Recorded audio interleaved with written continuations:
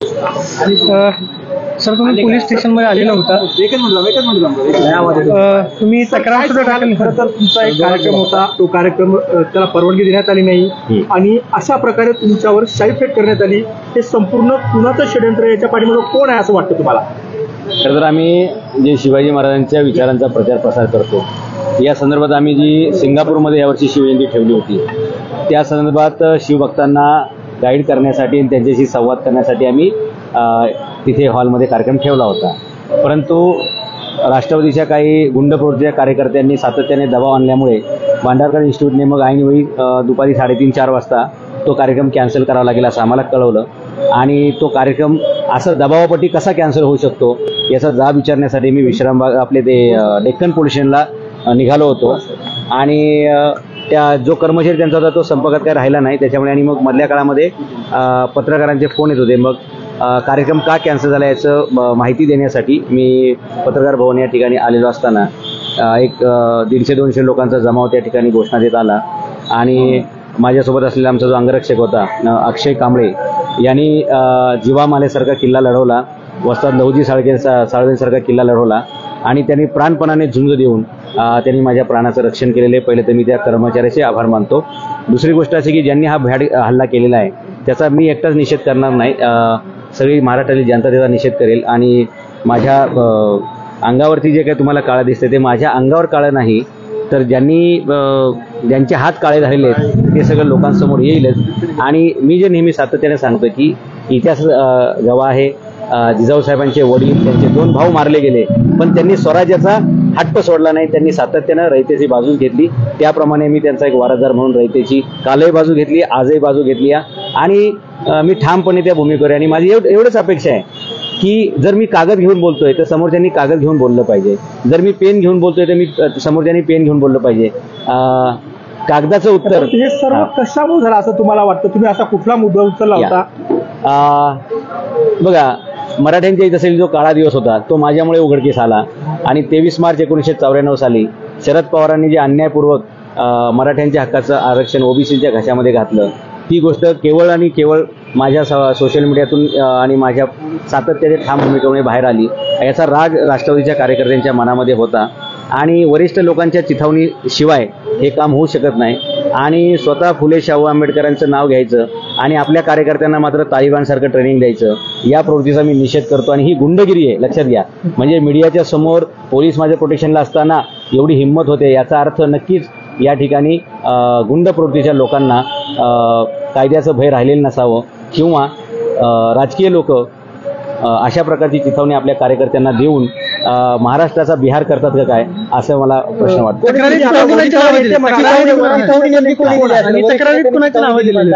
जे उघड, लक्षात घ्या, अचा कारनामा उघड झाल्यानंतर ब चिथावणी देण्याचा काही संबंध नसतोय. ज्यांची नावं उघड झाली आणि संपूर्ण मराठा समाजाला कळलं की आपल्या दुःखाला, आपल्या दारिद्र्याला आणि आपल्या ह्या अन्यायाला जबाबदार कोण आहे, हे सगळं उघड झाल्यामुळे आता कागदाचं उत्तर कागदाने देता येत नाहीये, पुराव्याचं उत्तर पुराव्याने देता येत नाही. काही पुरावे द्यायचा प्रयत्न केला ते खोटे पुरावे निघाले आणि मग असं आपण किती वेळा खोटं पडणार. त्याच्यामुळे मग त्यांनी अशा प्रकारचं पाऊल उचललेलं आहे असं मला वाटतं. तक्रारीत कोणाची नावं दिली? आता पोलिसांनी सुरुवातीला अज्ञात लोक असं म्हटलेलं आहे. सीसीटीव्ही फुटेज तपासले जात आहेत आणि त्यानुसार जे त्यातले दोषी असतील त्या सर्वांवरती कडक कारवाई करण्याचं पोलिसांनी आश्वासन दिलेलं आहे. आणि पवार गटाचे शहराध्यक्ष प्रशांत जगतापांनी जबाबदारी स्वीकारलेली आहे. याच्याबद्दल त्यांनी एक बाईट सुद्धा सादर केलेला आहे की आमच्याच कार्यकर्ते आहेत ते असं सांगतायत. ते स्वतः त्या घटनास्थळी उपस्थित होते, हे मी बघितलेले, माझ्या कॅमेऱ्यामध्ये पण ते दिसतंय, तिथल्या फुटेजमध्ये पण दिसेल. परंतु चुकीचं काम करून त्याचं समर्थन करणं याच्यापेक्षा मला वाटतं राजकारणाची पातळी खालवल्याचं दुसरं उदाहरण मला दिसणार नाही. रोहित पवारांवरती सुद्धा तुम्ही आरोप केलेले होते. गुन्हा दाखल केला असला तरी तुम्हाला काय वाटतं, कोण होते, कोण तुमच्यावर हल्ला करू शकतात? कारण काही दिवसांपूर्वी उघड धमकी सुद्धा देण्यात आली होती की तुमच्या तोंडाला काळं पासू, आणि असं असताना फासण्यात देखील आलं.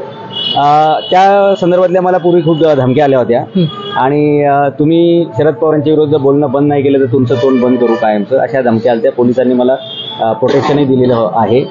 माझ्या घरी 4 गार्ड असतात, माझ्यासोबत एक अंगरक्षक असतो, ही सगळी गोष्ट आहे.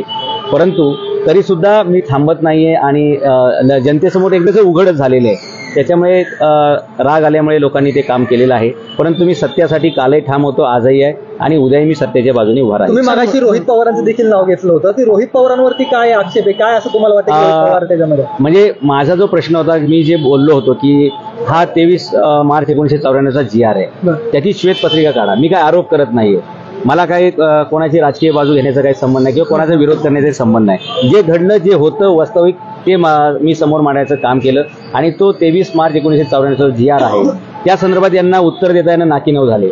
आणि मी आज पण म्हणतो की फक्त तुम्ही श्वेतपत्रिका काढा. मी काय तुम्हाला दोषी ठरवतो असं नाही. तुम्ही त्यावेळी मुख्यमंत्री असल्यामुळे तुमची जबाबदारी आहेच आहे, पण कुणी ठराव मांडला, कुणी विरोध केला, हे सगळं लोकांच्या समोर यायला पाहिजे अशी मागणी होती. आणि त्याच्यामुळे याचं उत्तर त्यांना देता आलं नाही. काही खोटे दाखले दाखवायचा प्रयत्न केला, ते पण खोटे ठरले. खोटे दाखले पण खोटे ठरले. त्याच्यामुळे आता तोंड काय दाखवायचे लोकांना, असा प्रश्न निर्माण झाला.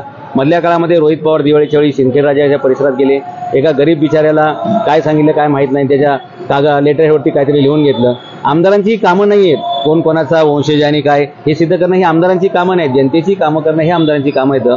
तर अशा प्रकारे बालिशपणा रोहितने त्यावेळी त्या ठिकाणी केला.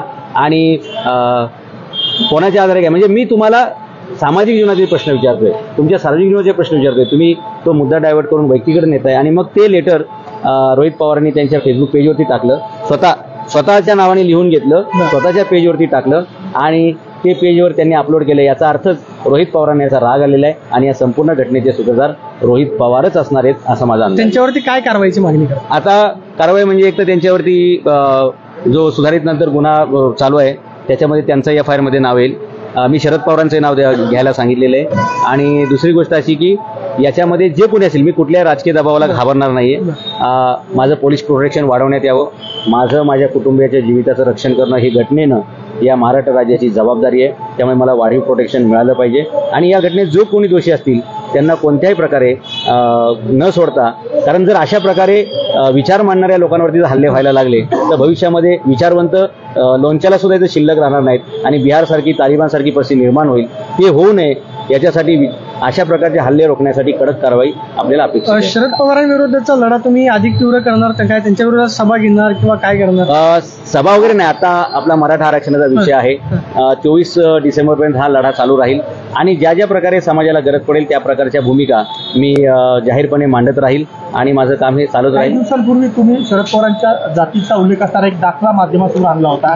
त्यांची जात कशी खोटी आहे किंवा त्याचा दाखला कसा बनावटा असं तुम्ही सांगितलं होतं. त्याच्यामुळेच हे सर्व घडून आलं असं वाटतं का? 100% म्हणजे एखाद्या एवढ्या मोठ्या घटनेला आपण जबाबदार आहोत हे लोकांसमोर आल्यानंतर आपण लोकांना तोंड काय द्यायचं, लोकांना उत्तर काय दाखवायचं, म्हणजे तोंड दाखवायला जागा न राहिल्यामुळे त्यांनी माझं तोंड काळा करायचा प्रयत्न केलेला मला दिसतोय.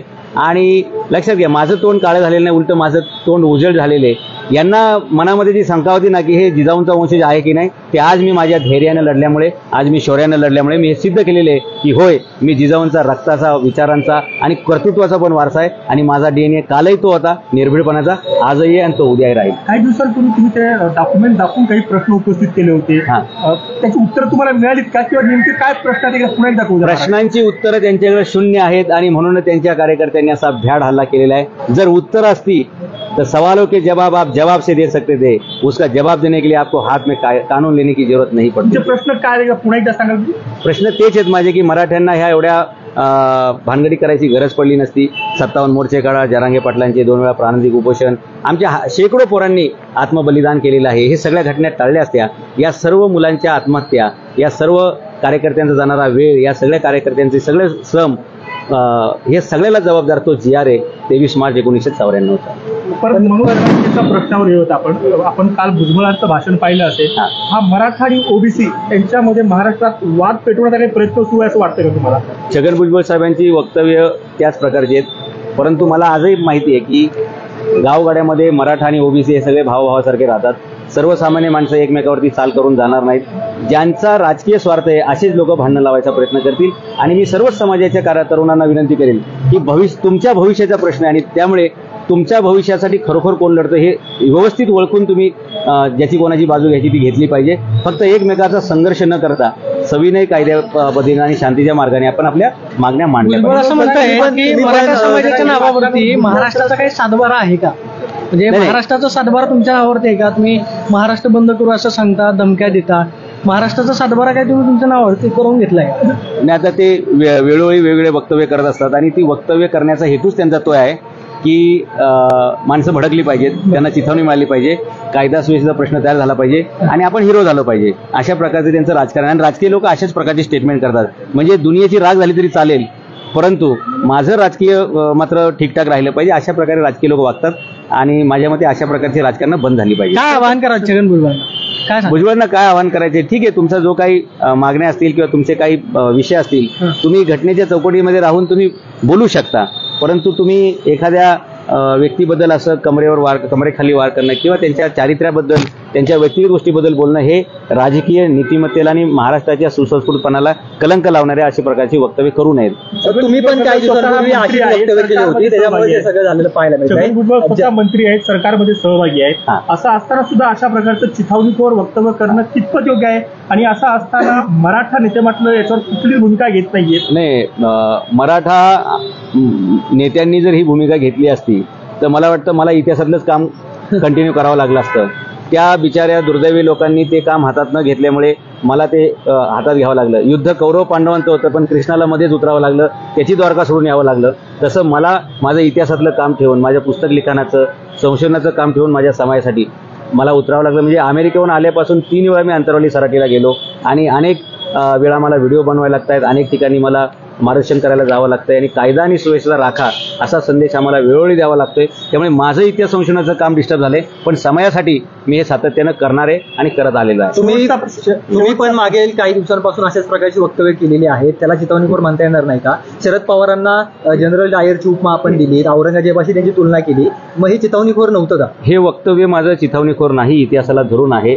ज्याच्याकडून जेवढ्या लोकांचं नुकसान झाले त्याला तेवढ्या प्रमाणात उपमा देणं हा काय मी चिथावणी समजू शकत नाही. हे कायद्याला धरून आणि त्या वस्तुस्थितीला धरून आहे असं मला वाटतं. एक शेवटचा प्रश्न, नामदेवराव जाधवांना आज शाही टाकण्यात आली, त्यांचं तोंड बंद करण्याचा प्रयत्न केला. इथून पुढे जाधवांची भूमिका काय असणार आहे? आरक्षणाचा हा मुद्दा असाच प्रकारे पुढे कसा नेणार आहे? त्यांनी माझ्या अंगावरती शाई टाकलेली आहे. मी कागदावरती शाई टाकणारा माणूस आहे.